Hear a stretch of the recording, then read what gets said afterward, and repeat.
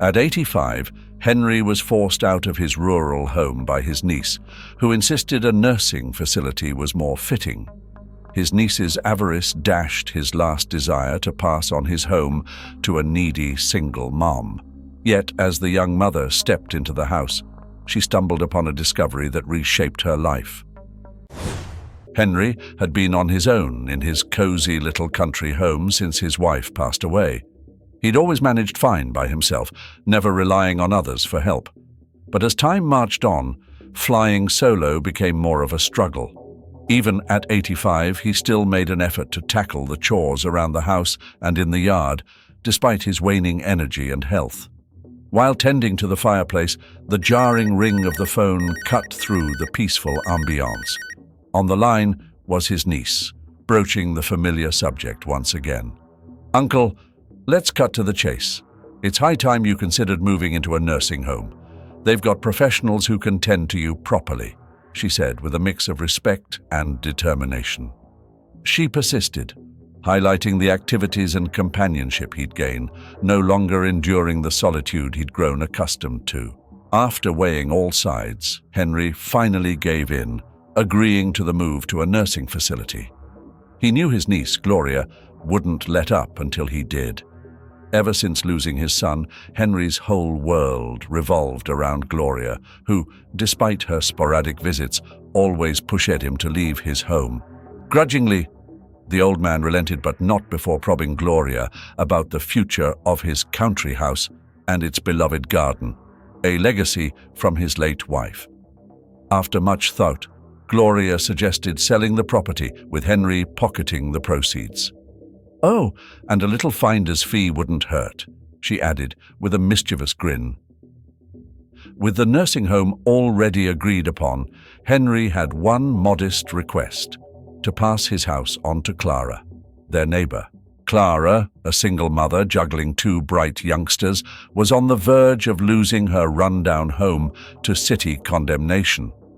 Despite her battles with overdue rent, Henry, moved by her genuine nature and kindness from their initial encounter, felt an urge to lend a hand. With no other support and two little ones depending on her, he couldn't stomach the thought of such a remarkable woman enduring such dire circumstances. However, Gloria, Clara's niece, harbored doubts and wasted no time voicing her suspicions to her uncle, suggesting Clara might have ulterior motives, her distrust plain to see. Gloria assured her uncle that she'd look into meeting his request, aiming to ease his worries and convince him about the nursing home idea. However, both she and Clara, a single mother and the niece of the elderly man, were oblivious to the valuable surprise Henry planned to leave behind in the cottage. Clara, just 25, had faced immense challenges, including her husband's abandonment and her mother's passing, leaving her in a profound depression that affected her career and her two children's well-being. Clara and Henry had crossed paths nearly 2 years ago, sparked by a simple act of kindness. When Henry struggled with his grocery bags, Clara's son eagerly stepped in to help, and Clara herself and her kids assisted in carrying the items to his house. Little did Clara know, this small gesture would mark the beginning of a life-changing journey. Clara had been lending Henry a hand in the kitchen for a while now.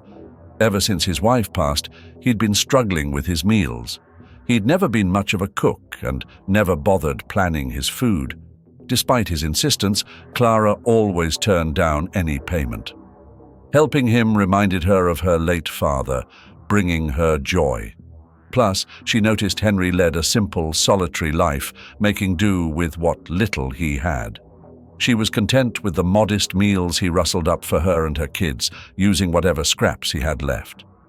As time went by, these two loners forged an unexpected friendship. Occasionally, Henry would invite Clara and her children over for lunch. They had a mutual respect. Clara hung on his every word, treating the older man's advice like precious gems. Henry began to notice a lightening of his depression, stemming from the loss of his wife. Meanwhile, Clara found solace in aiding someone in need, finding in Henry a confidant, a true companion in life's ups and downs. When Henry confided in Clara about his move to a nursing home, tears welled up in his eyes. He revealed how his niece had been persistently urging him to leave the country house for the past 3 years, and he simply lacked the energy to resist anymore. Despite his attachment to the house, built by his own hands alongside his late wife, Henry accepted his fate with resignation. "We can't have it all in this life, can we?" he mused, acknowledging the bittersweet reality. Clara wrapped her arms around him, reassuring him of her unwavering support. He expressed his gratitude for her constant assistance. "Clara, you've been a lifeline. I can't thank you enough for making me feel valued again." Within a month, Henry was relocated to a nursing home orchestrated by his niece, Gloria, who took charge, selecting the facility and swiftly handling the paperwork. Ignoring the preferences of the elderly man, Gloria hadn't bothered to consult him. Clara never witnessed Henry's departure, only sensing his absence as he vanished from her regular market visits and the surroundings of his countryside abode. Her children yearned for the company of the affectionate older man they had grown fond of over the years. Determined to bid him a proper farewell, Clara occasionally visited his country house, hoping for an opportunity to reconnect. However, it wasn't Henry she encountered there. As the young mother arrived for a visit, she found Gloria, Henry's niece, busy inside the house, stuffing dusty items into worn-out boxes. Clara approached her, assuming Henry had mentioned her arrival, perhaps for an introduction or to offer some help. Yet, as Clara introduced herself and asked about Henry, she was met with hostility. "Get out of here, you filthy thing. I know exactly who you are, and I don't want you anywhere near my property. Unlike my uncle, I won't keep enabling your habits or supporting your children." Clara was taken aback by Gloria's sharp words, left momentarily speechless. Despite Clara's attempts to reason with her, Gloria remained unmoved. Eventually, she practically shoved Clara off the property, threatening to involve the police if she didn't leave immediately. Clara was appalled by Gloria's behavior, but resolved to find Henry's whereabouts on her own. Clara dropped off her kids at the local daycare bright and early, determined to track down Henry. With only 3 nursing homes in town and 2 nearby, she felt her heart sink as she struck out at the first 2. Thoughts raced through her mind. Henry could be anywhere, from the heart of the city to the outskirts of the country. And who's to say Gloria didn't stash him in the most remote spot imaginable? Clara's distrust of her niece ran deep, leaving her ready for any possibility. After missing a bus and trekking for hours to the farthest facility, Clara stumbled into the reception, nearly collapsing from exhaustion. She mustered the strength to inquire about Henry, desperately hoping for a chance to see him. She posed the question carefully, not wanting to seem ignorant or to risk being turned away. Much like she had been at the old man's rural estate, to her surprise, the receptionist confirmed that yes, the man was indeed there and could receive visitors, but only family. "That's fine, I'm his niece," the young mother replied, unwavering, eager to finally see her friend. "Ah, I was wondering when we'd see you. It's been weeks of just hearing your voice," the nurse remarked. "Looks like your uncle could use some company." With that, Clara realized Gloria hadn't bothered to visit her uncle after he was hospitalized. She hurried down the corridors, knowing visiting hours were ending soon, eager to spend what time she could with Henry. Plus, she had to fetch her kids from daycare soon. Everything seemed fine, and she was eager to catch up with her friend, but she was taken aback by the sight that greeted her. Her longtime pal looked more frail and unwell than ever, lying in bed with a defeated expression. Despite his condition, the elderly man managed a faint nod and a glimmer of a smile as he spotted Clara. Motioning to the nurse, he requested to be seated for a chat.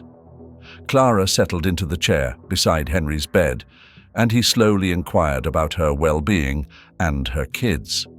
It pained Clara to deliver bleak news, especially to someone in such a fragile state, but she spoke honestly, even though the truth was hard to swallow.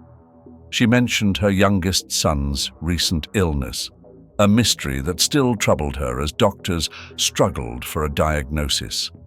As Henry listened, he seemed to gather resolve, as if quietly deliberating a pivotal decision about his own future. As he finally whispered what he'd been longing to say into Clara's ear, her demeanor shifted entirely, her concerned expression replaced by one of astonishment.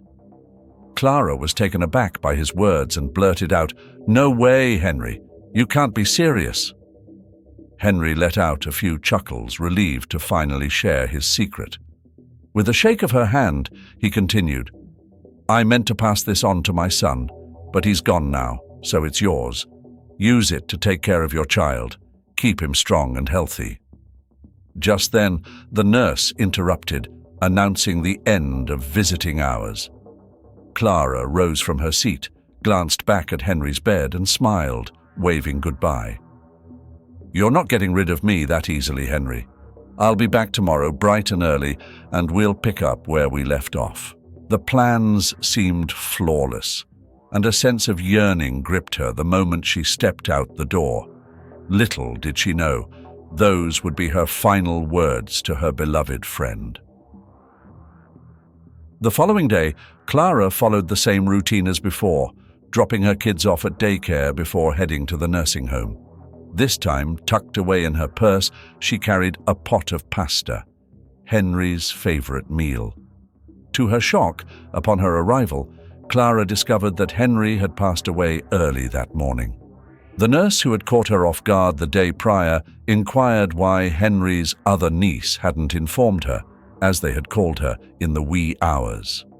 Clara didn't respond, simply hastening away, her expression clouded with sorrow. Henry had been her closest companion for years, and now he was gone forever. Returning home shattered, Clara found yet another eviction notice plastered on her. With some alone time to process the news, she was flooded with conflicting emotions. Henry's final wish granted her the country house, but the bittersweet reality set in. She'd no longer have him to celebrate with. Retrieving the spare key from its familiar hiding spot under the rug, she sank onto the couch. Try as she might to relax, thoughts of Henry, alone in his passing, persisted. Once filled with laughter and playdates, the house now echoed with emptiness. Henry, a surrogate grandfather to her kids, left a void. Then, a flicker of memory, a whispered secret from Henry's final conversation. She strode to his room, nudging his bed aside to reveal a hidden trap door in the floor. Assuming it was another playful prank from her close buddy, she bent down and cautiously lifted the lid. Yet Clara's disbelief surged as she gazed inside. 7 shining gold bars lay before her, so radiant they almost seemed counterfeit for a heartbeat. Clara had only encountered such wealth in heist flicks. This stash represented Henry's lifetime savings, accounting for his frugal lifestyle. Originally meant for his son, the gold now held no purpose for the elderly man, save for the remarkable opportunity Clara could seize with it. Trembling, Clara contemplated the weight of the moment. Unsure whether to stash the bars away again or make a run for it, she pondered for a moment before opting to transfer the gold bars into a sturdier box. With resolve in her heart, she strode to the door, her plan crystal clear. The following day, Clara embarked on a thorough cleaning spree, adorning the house with a portrait of Henry by the entrance and lighting a candle in his honor. Although there was ample space for her children to settle in, the illusion of perfection would soon shatter. Gloria, Henry's niece, descended upon the country house just 2 days later, appalled to find Clara and her son taking up residence. Incensed, she demanded an explanation. Clara didn't mince words. She recounted to Sophie her visit to Henry on his final day and his pledge that the house and all within were now hers and her children's. Gloria taunted Clara, branding her a gold digger and hinting at possible mental instability for believing such a claim. "Do you really think my uncle would leave this house to a stranger and two brats?" Gloria wasted no time dialing the police, and within 20 minutes an officer arrived at the country house, hearing out both parties. With courtesy, he addressed Clara.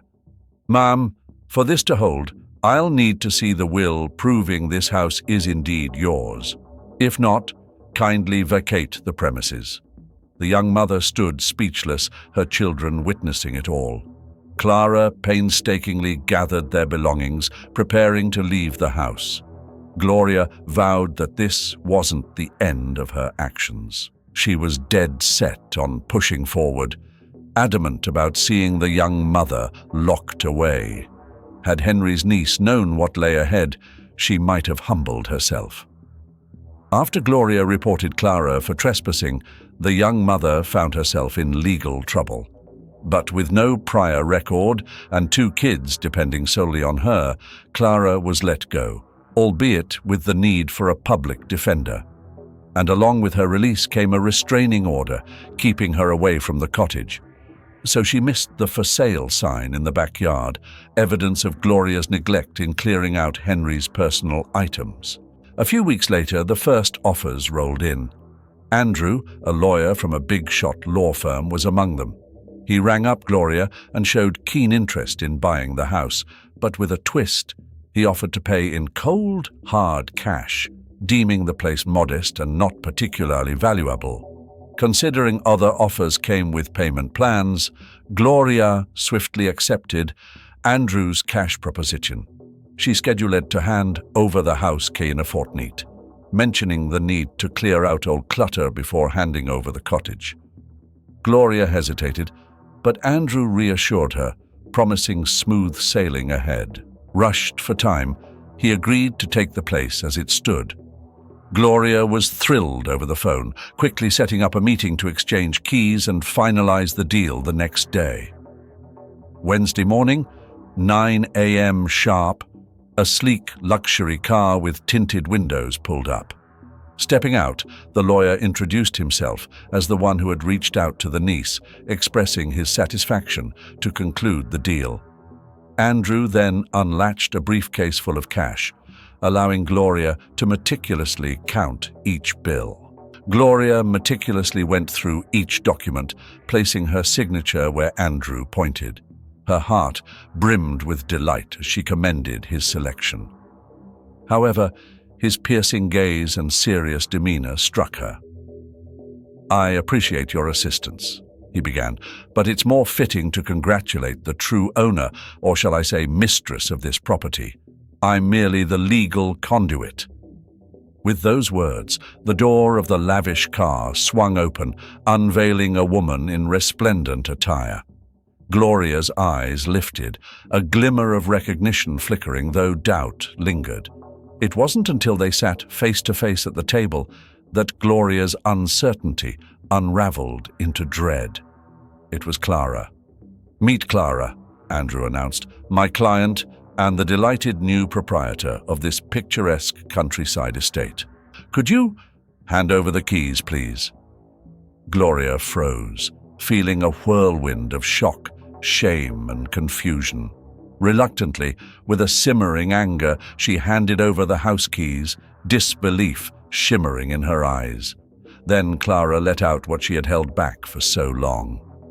"You only cared about what your uncle could provide, never his true desires. Because of you, he died alone in a nursing home. Living with that guilt won't be a walk in the park. It's a shame you never bothered to see what an amazing person he was. But I'm also grateful he didn't have to put up with you. And guess what? You've met my lawyer because we're suing you for elder coercion and abuse. Get ready to lose that inheritance. Court's waiting." With that, Clara said her goodbyes to Gloria, closing the door firmly as she faced Gloria's furious stare. Clara made a solemn promise to honor the rural estate that Henry and his wife had worked so hard to build. She reassured the lawyer that she would instill in her children a deep sense of pride for the land. Lighting the candle beneath Henry's portrait once more, the young mother found herself drifting into a peaceful sleep that had eluded her for years. She found solace in knowing that she had fulfilled her dear friend's long-held desires.